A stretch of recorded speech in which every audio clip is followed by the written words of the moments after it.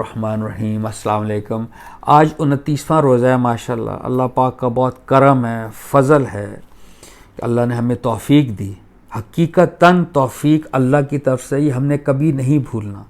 یہ جو جملہ ہے جو اللہ کے رسول نے فرمایا کہ اللہ کے عرش سے یہ جملہ ہمیں ملا ہے، لا حول ولا قوت الا باللہ، یعنی کوئی لا حول ولا کوئی ہمت اور قوت اللہ کے بغیر ہمیں حاصل نہیں ہو سکتی۔ یہ بہت زبردست جملہ ہے اور اللہ سے رشتہ جوڑنے کے لیے بہترین کلمہ ہے۔ تو اسی نے ہمت دی، قوت دی، ہدایت دی، عقل دی کہ ہم روزے رکھ پائے۔ یہ ایک ایسی خوبصورت عبادت ہے جس کے بارے میں اللہ پاک فرماتے ہیں کہ یہ میرے لیے ہے، میں خود جزا دوں گا۔ آپ ذرا اندازہ فرمائیے، نہ نماز کے بارے میں، نہ حج کے بارے میں، کسی عبادت کے بارے میں یا دیگر عبادات کے بارے میں اللہ نے یہ بات نہیں کی، روزے کے بارے میں کی ہے، رمضان کے روزوں کے بارے میں۔ کیوں بھلا؟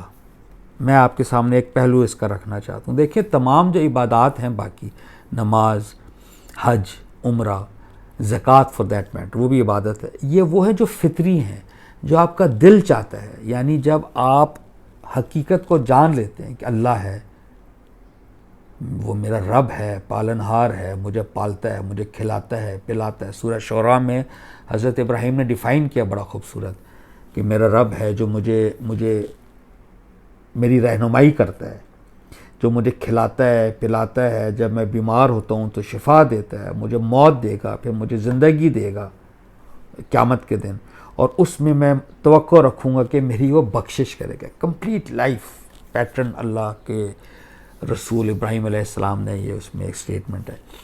جب آپ یہ احساس کر لیتے ہیں اور ساتھ ہی آپ کا ایک احساس ہوتا ہے کہ میرے ماں باپ ہیں، بہن بھائی ہیں، ارد گرد سبلنگز ہیں، تو آپ کا امیجیٹلی فطری آپ کا دل چاہتا ہے کہ میں ایسے کچھ اعمال کروں جس سے اللہ خوش ہو۔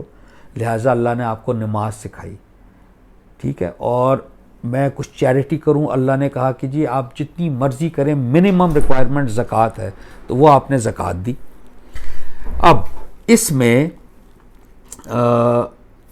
اور آپ کا دل چاہتا ہے اور اللہ سے تعلق جوڑنے کا، تو آپ عمرہ کرتے ہیں، حج کرتے ہیں، خاص اللہ کے پاس جاتے ہیں، اس کے گھر کی زیارت کرتے ہیں۔ روزہ واحد ایسی عبادت ہے جس میں جو حلال چیزیں ہیں، پانی ہے، خوراک ہے، اللہ کہتا ہے میری خاطر آپ صبح سے شام حلال چیز سے بھی آپ رک جائیے۔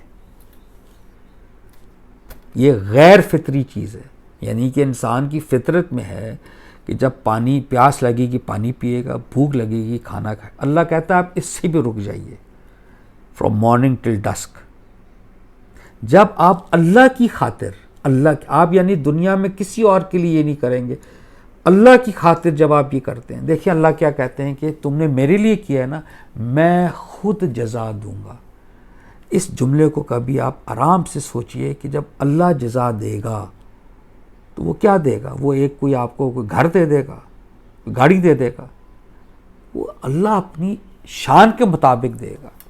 تو میں اپنے دوستوں سے کہتا ہوتا ہوں، مطلب کچھ جن کو روزہ رکھنے کی ہمت نہیں پڑتی، کہ یار روزہ ضرور کوشش کیا کیجیے رکھنے کی، یہ اتنی بڑی عبادت ہے، اتنی بڑا آپ کو ایک یعنی کہ آخرت میں اتنا بڑا اجر ہے کہ اس کے لیے بھوکا پیاسا رہنا کوئی معنی نہیں رکھتا ہے اس دنیا میں۔ یقین کیجیے اللہ کی خاطر۔ انشاءاللہ عید ہے، غالباً 30 روزے ہوں گے اس سال، تو عید کی آمد ہے، عید الفطر ہے، یہ اسلامی تہوار ہے۔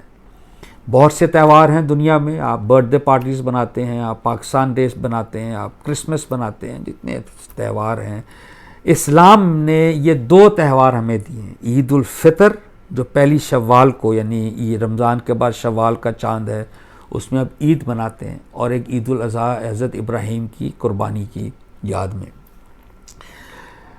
اس میں اللہ کا طریقہ یہی ہے، دیکھیں وہی 2 طریقے ہیں، یعنی آپ سیلیبریشنز کو سٹارٹ کریں گے اللہ کی عبادت سے، 2 نفل اس لیے ہم پڑھتے ہیں عید کی نماز، اور فطرانہ آپ دیتے ہیں، وہ آئیڈیلی نماز سے پہلے دینا چاہیے تاکہ جو آپ کے وہ ضرورت مند ہیں وہ بھی عید میں شامل ہو سکیں۔